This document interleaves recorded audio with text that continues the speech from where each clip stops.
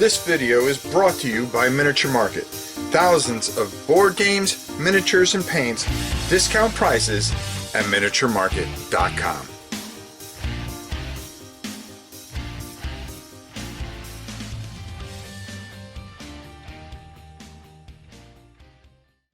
Hello everybody, it's your old pal Rob. Today has been a day I've been waiting for quite some time, and this is the day that I can start showing you and going over things. No, this is not some cheap unboxing. This is what this really is if you've never played Shadows of Brimstone before, I'm going to give you a little bit of a run through how this works, some of the new things that you're going to find in adventures, and on the other side of this, the videos that you're going to be seeing over the next month and a half. I've got 32 videos. I've got 14 of them already in the can.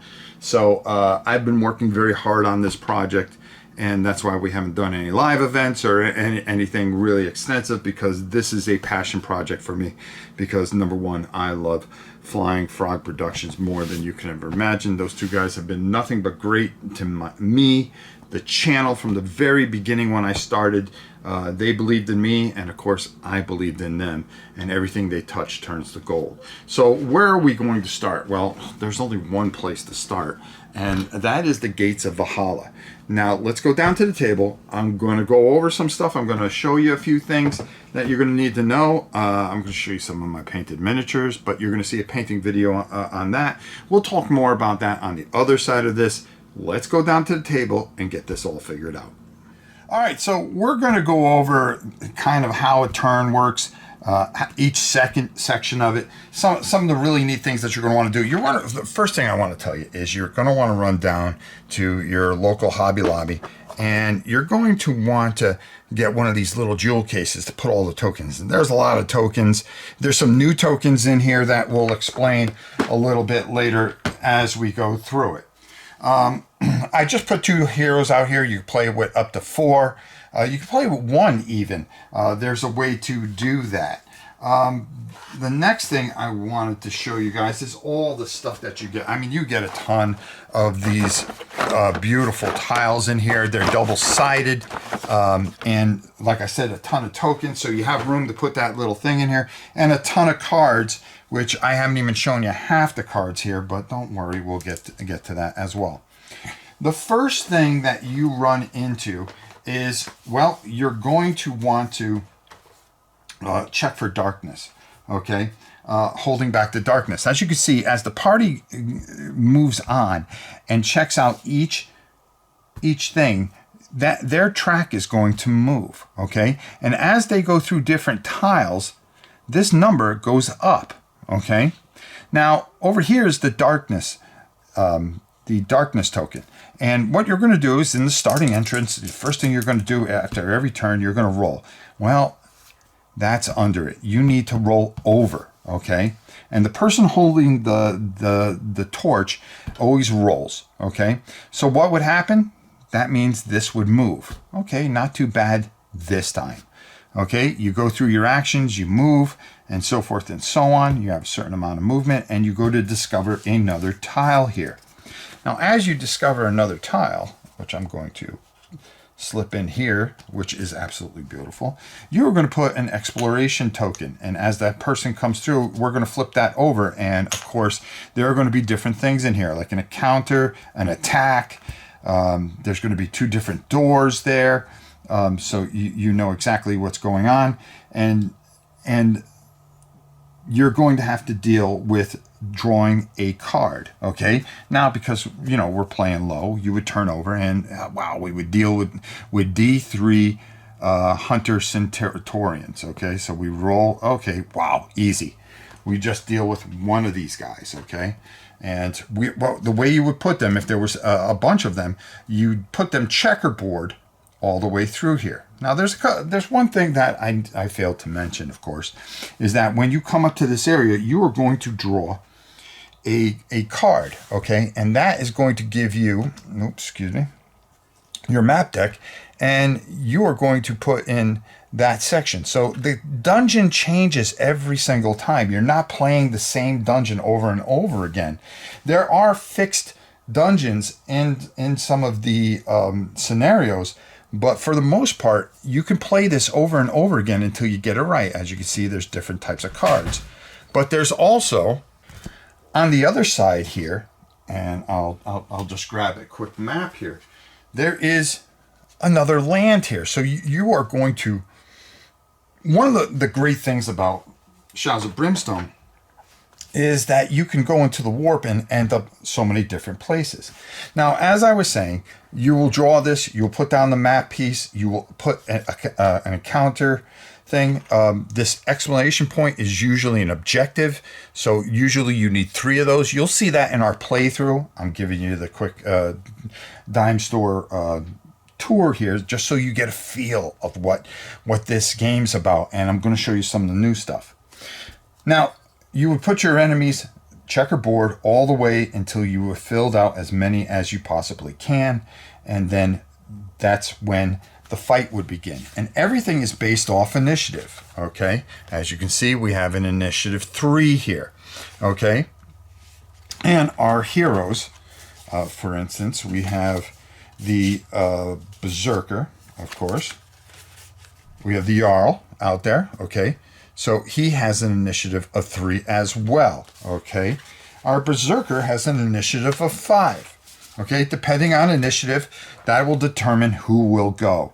Now, as you can see, they have certain things, range. You're going to have to roll a 5 plus to hit, and melee, a 5 plus to hit. But they have certain weapons that would change that. So for instance here, he is equipped and it has your starting things, and you can upgrade stuff and you can level up, and there's so many different things. He has 2 of these Berserker axes, which are both going to give him a +1 in combat. And if he spends 2 rage, he can get another +1 in combat. So you're going to be rolling a whole bunch of dice, and you need 5s. Well, that's a critical, and that's fantastic. That means that ignores armor. Everything else kind of failed here, okay? So what he needs to do now, and especially facing the Centurion, if you look at here, he has 4 health, but he has a defense of 3. But because that critical went through, it's going to ignore that defense. Normally, after you get a hit, you're going to roll a die again, and that's how many damage you're going to do. And, well, that stinks. It's only going to do 1. Okay, so now he would be down to 3 health. Once you defeated the health, it is going to go down to 20. You'll get 25 experience points, and that will help you. There's going to be chances to roll on elite charts and things like that. And as you can see, they get nastier if you use brutal content. Again, I'm giving it a $5 tour. One of the things that I want to point out to everybody is what's new here is that there is rage, and these rage tokens, as you get hit and you get hurt, and you take wounds, you are going to also incur rage, and rage is something that is going to build up, and it's going to give you pluses. Like, for instance, if you pay rage, you're going to get an additional +1 to your combat, which is important, and is going to help you. So those type of things help.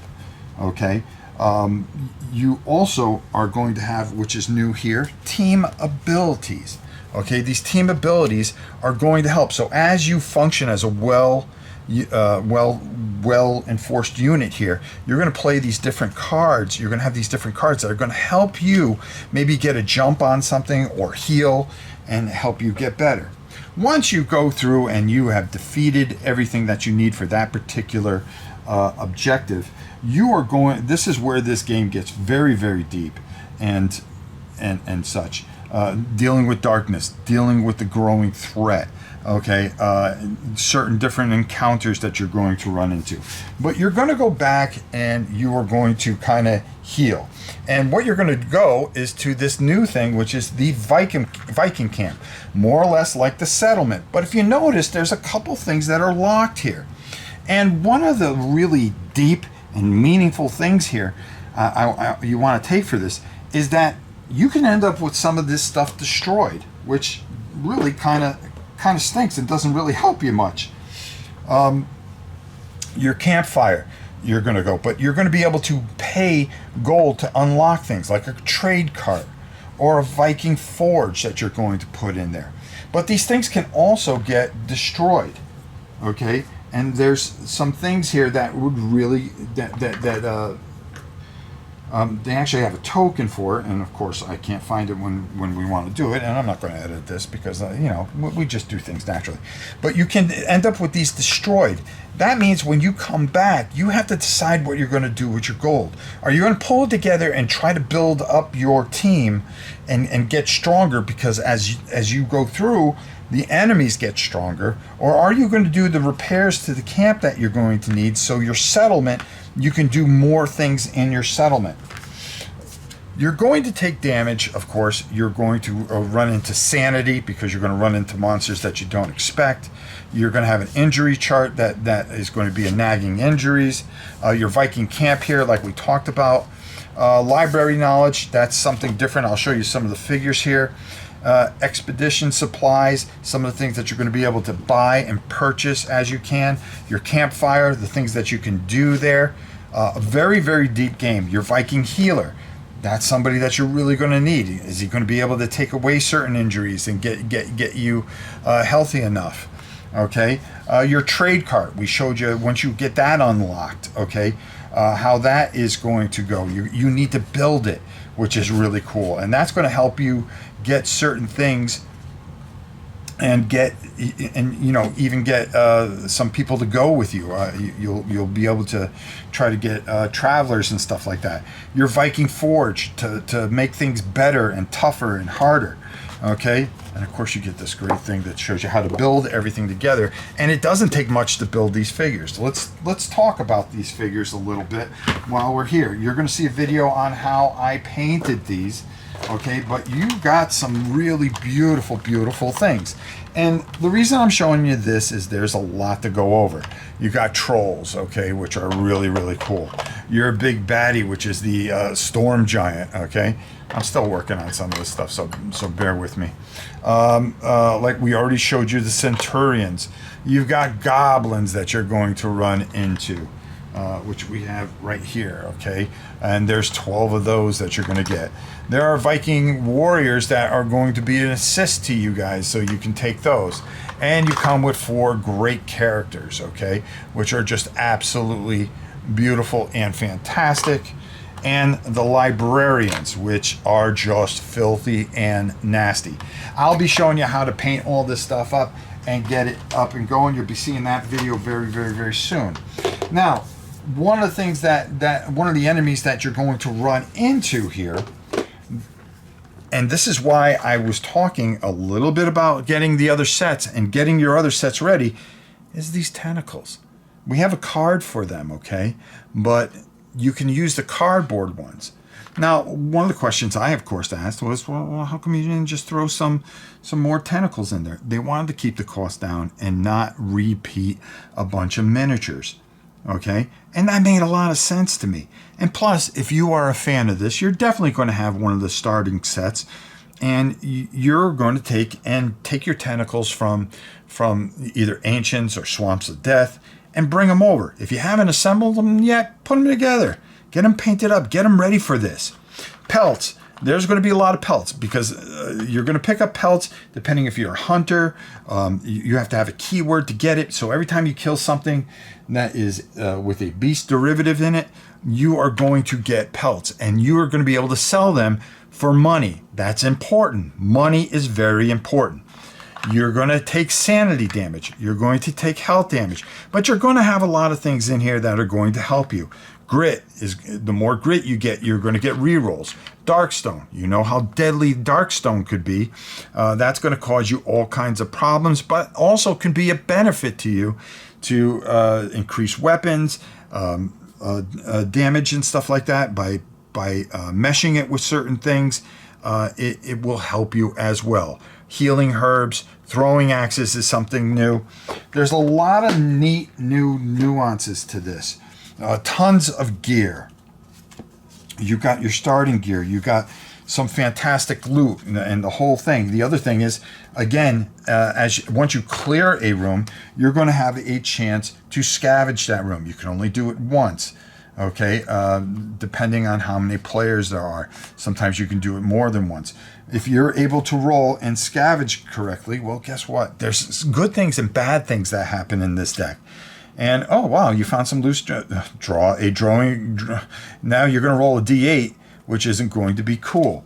There's also going to be cards in here, the monster cards, that is going to cause you, it's going to give you a chance where you are going to roll a die, a specific die. And that's one of the dice here, and it's 3, 4, 5. And of course, you can never get 1, and that's how many enemies you're going to face. Not cool whatsoever. So you want to make sure that you know your party's stacked up correctly, that you do everything right. They're just like I said. These cards are brutal. You get these Viking warrior upgrades that you can have. There's mutations. These guys are allies. You're going to be able to get those.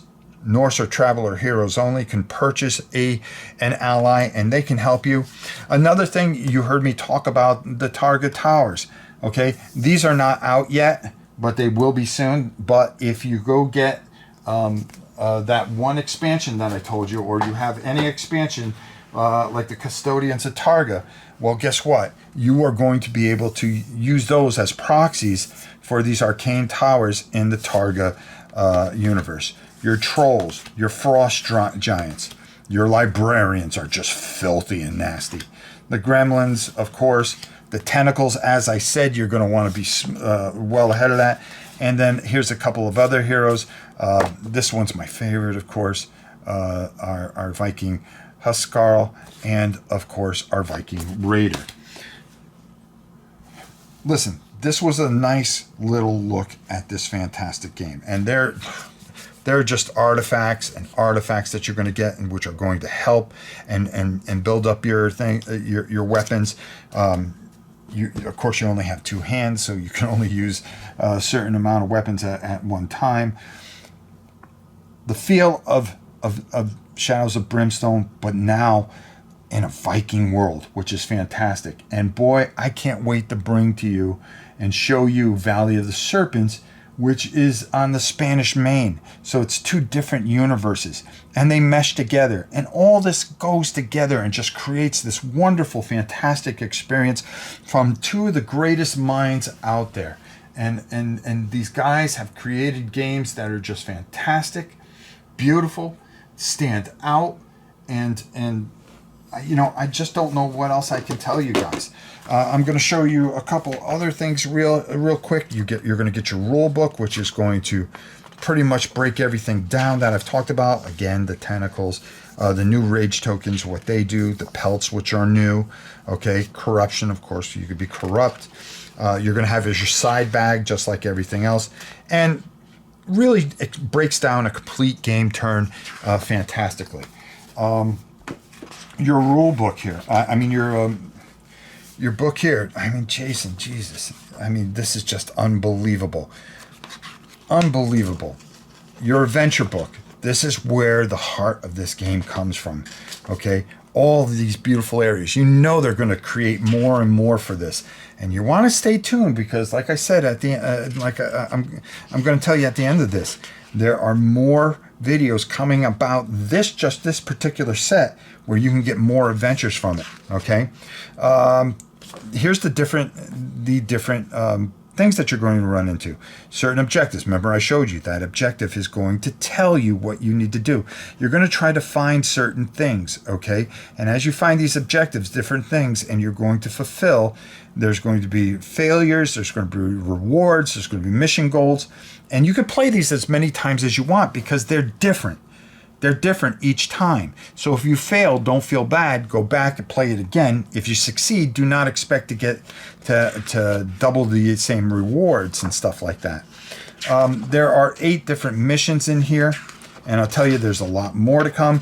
This is one of the only fixed missions. Remember I told you about how you normally just draw the cards. Well, this one is fixed, and there's a certain way to play this. and it does a wonderful job. And then Odin's Vengeance, which means you're going to be running the big boy at some point. And then Sinister Intelligence, which is not going to end up well. And then Beyond the Story campaign. This is where you're going to be doing different basic missions to kind of just, you could do these in addition to things. How you're going to level up your heroes, okay? Your chart, your team heroes, how you go through, and you're going to be rolling once you level up and then picking particular, and you're going to make sure that you have these particular type of Viking upgrade charts that are going to help you. And then it's going to break down the camp, like we said, and all the things that go with the camp, unlocking things, fixing things, selling stuff, and everything else. And it's just some beautiful painting, of course, a lot better than mine, but hey, you know, I do what I can here. All right. And how you're going to add in, well, guess what? You can add in different cross time. You can add people in from other games and really take this to another level, and all the stuff that they do. Painting guides on how to get it painting. Daily events once you get into the camp, okay? Because you could stay there for a few days, heal up, deal with different events. Some will help, some will hurt. Mutations, of course. There's so much to this that I couldn't do this all in one video. But we are going to do multiple playthroughs of this, as well as Valley of the Serpent Kings, all the way up into the releases and past the releases, so you get a fantastic feel, and you can meld with these characters that I've become very personal with, just learning this and playing this again, and just, you know, I had a love for this game, but it has magnified since this, and I just can't wait to do this with you. We've got a bunch of videos to get you ready for it, and then some playthroughs to get you ready for it. Get excited. Get it either at Flying Frog Productions or our good friends at Miniature Market. That'll have it. I'm telling you right now, you will not be disappointed. All right, folks. Let's head up top, and we'll get on out of here. So there you have it, folks. Gates of Valhalla, the first out of the two adventure games. I got Valley of the Serpent Kings over here that we're going to be doing a video set on that after we've covered everything with Gates of Valhalla. I want to make sure that we build you up and get everything covered the way it needs to be covered. Okay, this is a tremendous experience, and I'm telling you right now, okay, it's going to be important for you to get these new tile packs. Usually you say, oh, well, tiles, why do I need more tiles? Trust me, in here, we are going to be breaking these down in a video, as well as these gates, okay, which are going to give you a lot more for this particular expansion here, adventure here. I didn't cover all the rules. I wanted to give people that haven't played the game just kind of a brief overview. And those of you that haven't played this in a while, I wanted to refresh you a little bit, okay? Where we're gonna hit home here is a live playthrough, okay? We're gonna do it right, and we're gonna play it, or maybe I'll even tape it just to make sure that we get everything right. But having everybody there, having some fun, going through for an hour, and getting a feel for this game again will be fantastic. And then we'll start doing some of the missions, and we'll start building up and becoming very personal with our of course, our new Vikings, which are just glorious. Okay? Then we'll work our way over to the Valley of the Serpent Kings, and we'll do the same thing and give this game the respect and the perfection that it deserves. This is one of the greatest stories ever told, folks. And I'm telling you right now, you are going to want to get this and enjoy it. Until next time, it's your old pal Rob. More Shadows of Brimstone. I just don't think I can just contain it to Wednesdays. I think we have to do more. I don't know what to tell you. There's a lot to cover to make sure that you are ready for these two sets. And it's a lot of work, but we're going to bring it to you. All right? And that's what we do here at Rob's Tabletop World. Until next time. It's your old pal Rob. We'll see you soon, everybody.